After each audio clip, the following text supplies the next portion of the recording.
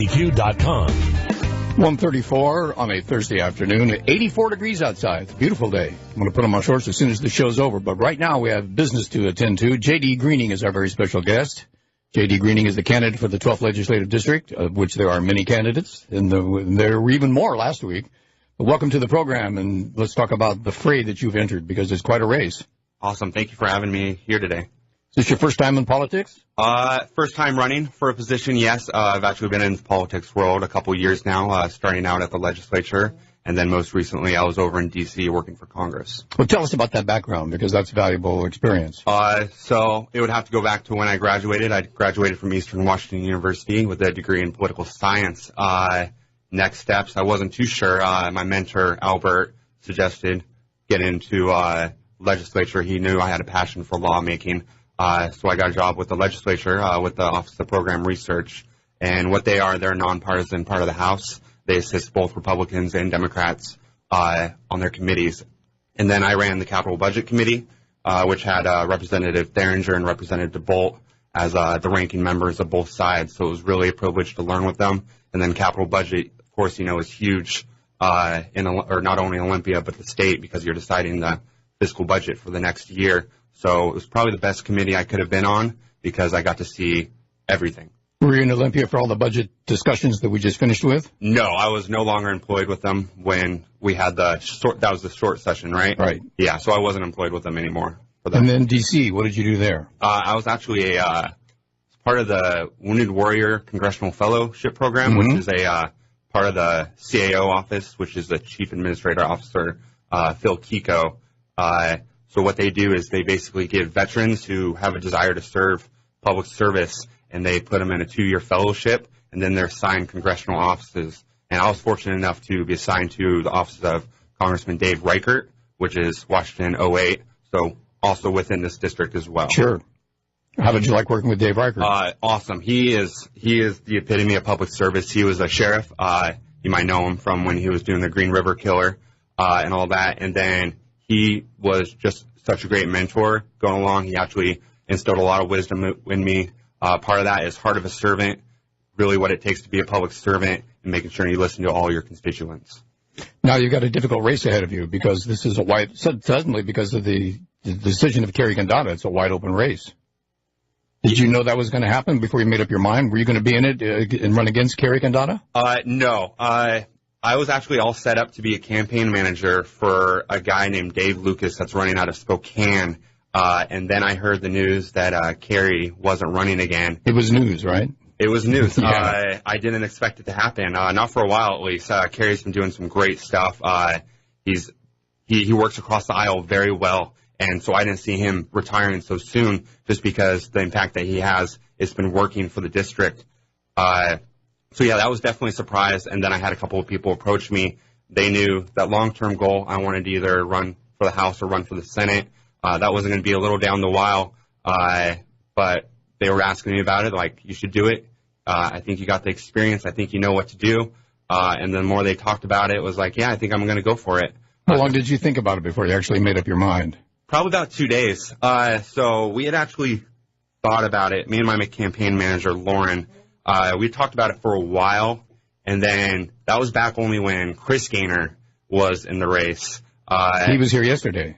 Was he here yesterday? Sitting in the chair you're in, right? Yeah, so it was only him, and I actually thought it was super interesting because Chris's background, he's also a Navy veteran. I'm a Navy veteran as well, and then he also did some Hill work as well, so it was kind of two sides of the same coin. It would be really interesting, him running as a Democrat, me as a Republican, and then Harold filed or announced that she was running, and then within days, I think maybe day. Not even a week.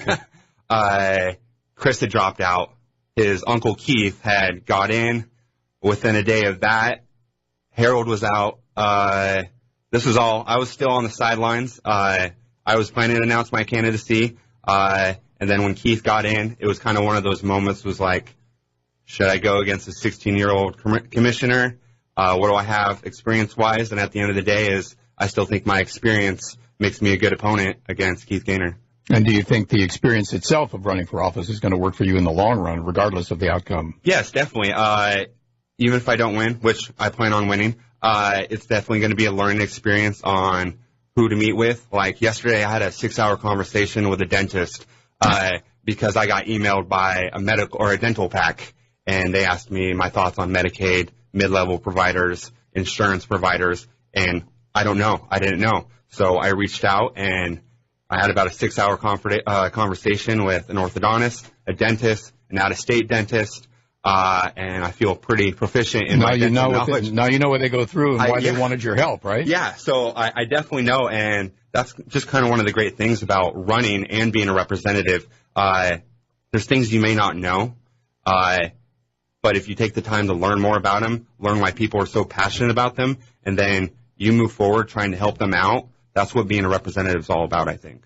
What do the people of the 12th District want? They probably want continuity because they've had it for so long. They want a lot. It's very different here. We got a lot of rural areas, and then we have a lot of ag and business areas. Like when I left back in 2008 for the Navy, we didn't have Pybus Market. So coming back and seeing all that business there, it was really awesome to see. And then we have, of course, the orchards. We have wheat fields up in Waterville, where I'm from. So it's really diverse what they need. And I think the key thing is to provide an open platform so these people can address you with those needs. And how do they do that? How do they stay in touch with their 12th District representative? They aren't shy calling. I know that. Back when I was working for the legislature, for the capital budget, I would get calls all the time like, hey, can you direct me to this representative, this representative? They reach out. They want somebody. They want somebody to bring them all together, because it's really hard being a director of an agency, being like, I want this bill to happen. Nobody's listening to me. So they need the representatives to bring all those agencies together and figure out a solution. So they want to be heard. They just need that person to hear them, and I believe that's what a representative is supposed to do. Do representatives who have busy days and a lot of work and a lot of reading and a lot of preparation want to talk to somebody on the phone who's calling from home to say, this is what I need? I think that just boils down to the person. I love talking on the phone. When I worked for the congressman, I was probably on the phone probably about 5 or 6 hours a day, listening to farmers over in Cle Elum, people here in Wenatchee. People like to hear their problems heard out, and I don't mind. I think when you're talking about a representative working all day and then wanting to talk on the phone, some people might not want to, but it's going to be part of the job, and they should be ready to embrace that. So, being from Waterville, you're a local boy. Yes, I was actually born and raised in Wenatchee. I did Lewis and Clark Elementary, Foothills Middle School. Then I did some time over at Wenatchee High School, but then my parents moved us up to Waterville. So you finished up there and then went to Eastern? Yes, sir. And when you joined the Navy, what did you do? I joined the Navy right out of high school. I did a lot of things. You're a sailor, so you have a lot of jobs. But the job I primarily did was security forces. And then I did 2 deployments overseas. I got to see a lot of cool places, meet a lot of cool people, a lot of life experiences that 18-year-old, an average 18-year-old isn't presented with, but I'm glad because that's made me have an accelerated experience in leadership capacity here now. Where were you deployed? Can you talk about it? Bahrain, Singapore, Dubai.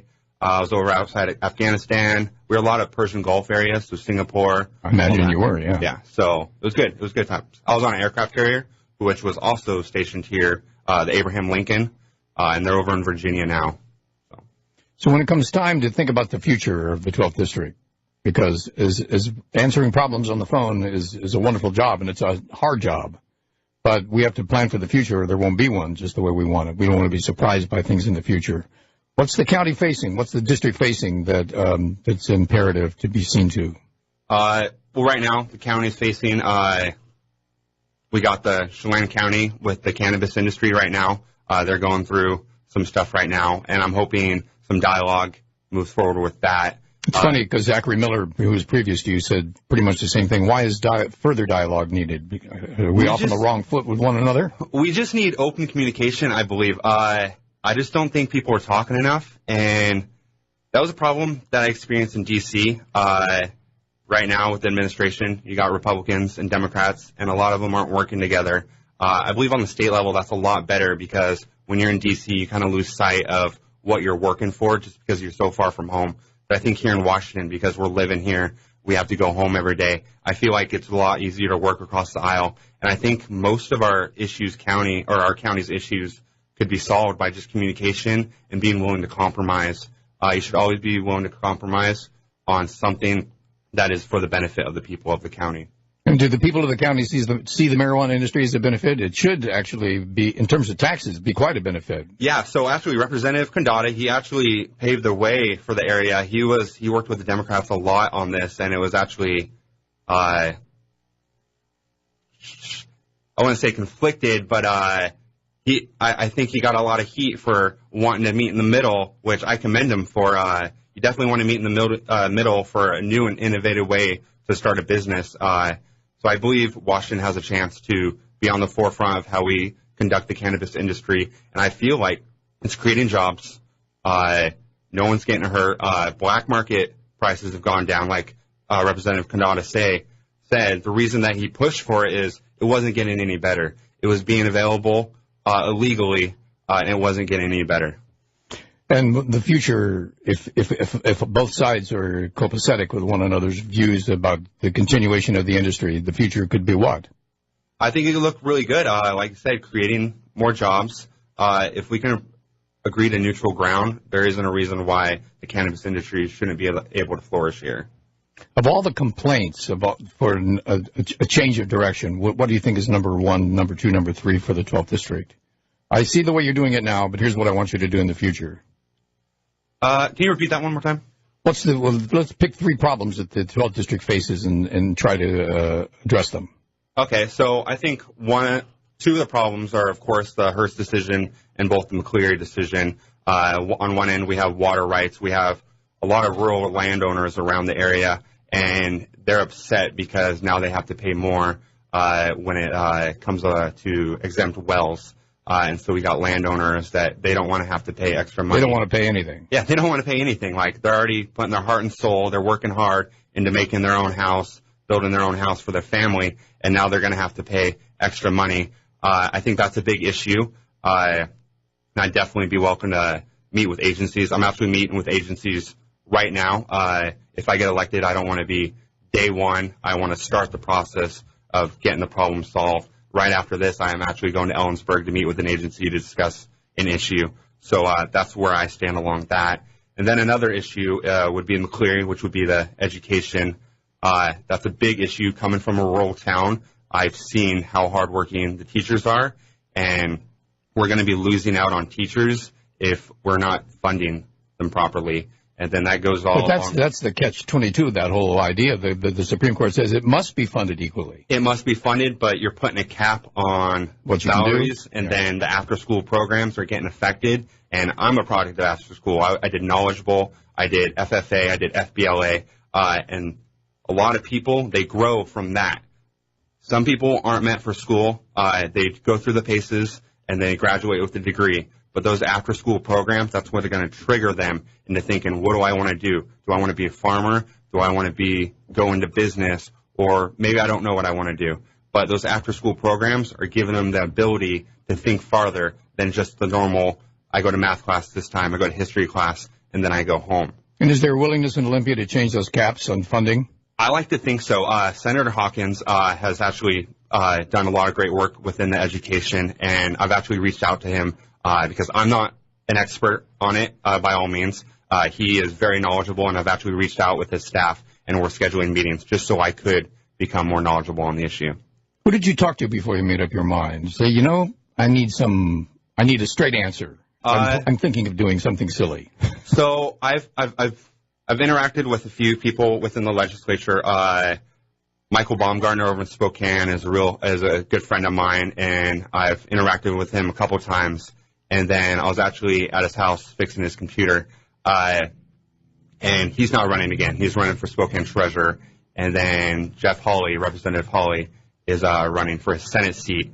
And then they were talking about a candidate, and then I jokingly said, I'd run, and he was like, would you really? And it kind of meant a lot to me because he knew my experience, he knew my background, and then he said, I think you'd be a good candidate. And I had to politely say, I don't think, I'm not going to leave school right now. It's not my district. Spokane, I love Spokane. That's where I'm doing my master's program right now.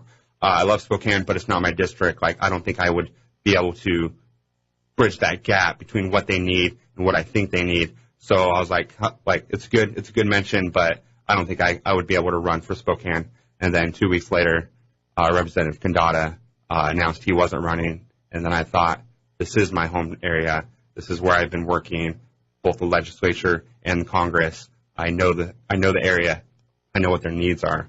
So, has there been any polling done? And the only reason I ask that is because when an established candidate no longer is part of the race, strange things can happen, especially with the number of people vying to replace him. Is there any numbers on whether the district is going to be predictable? I don't think there are any official numbers. I'm on the internet every day and I see if there's any new mention. I don't think there's any numbers officially put, but personal opinion, I think it's going to be a very wide open race. A lot of people are wanting fresh candidates. If you look at the current administration, people are tired of career politicians, and they want fresh blood. They want a sense of urgency to come into the legislature, because a lot of these legislators, they're doing great work, but I think they have a lot of that kick the can down the road mentality. They get comfortable in their incumbency, and they think this problem can wait until next term. I'll deal with this next term. And so I don't plan on making this a career. If I'm here more than a couple terms, feel free to call me up and tell me, hey, remember when you said you weren't going to make a career out of it? Get out of here. And I'll be like, Mr. Knight, you're right. I'm out of here. I definitely don't want to make this a career thing. I believe everyone should be a citizen legislature. They should go. They should bring the experience that they have to the legislature, do it the best they can, and then they should go home and seek other areas of interest. It's probably foolish to try and predict what's going to happen in the 12th District by watching what's happening across the country, but young candidates with no experience, but with an honest face and a good background, are resonating with voters all across the country, sometimes in surprising ways. Is that encouraging to you? I feel like it's really encouraging. People want something new because a lot of the times they've had the same representative for so long and they don't feel like their answers are being met. So it's, why not? What do we have to lose? Because we aren't getting what we want accomplished right now. My very special guest is J.D. Greening. He's running as a candidate for the 12th Legislative District. We'll be back right after these words. Here at KPQ, my very special guest is J.D. Greening. J.D. is a candidate for the 12th Legislative District. If you heard our earlier part of our interview, he served in the U.S. Navy and is concerned about the future of Veterans Affairs. So I give you the floor. What would you change? What would you do? Awesome. So currently, for anyone unaware, when you transition out of the military, you're given about, on average, 3 to maybe 4 days of transition assistant workshops. So that's putting a resume together. That's maybe filing a claim for the VA. Putting your comparable skills of what you did in the military on paper. And on average, an enlistment's 4 years. So I honestly don't think that those 3 to 4 days are adequate enough for our transitioning veterans to know how to transition into the civilian sector properly. And I think that is apparent in the large homelessness that we have from veterans. And then we also have the PTSD, which eventually leads to suicide. And I feel like a lot of that could be curtailed if we have proper programs set in place for these veterans. So personally, one of my biggest issues, of course, being elected would be making myself accessible as possible to all the constituents.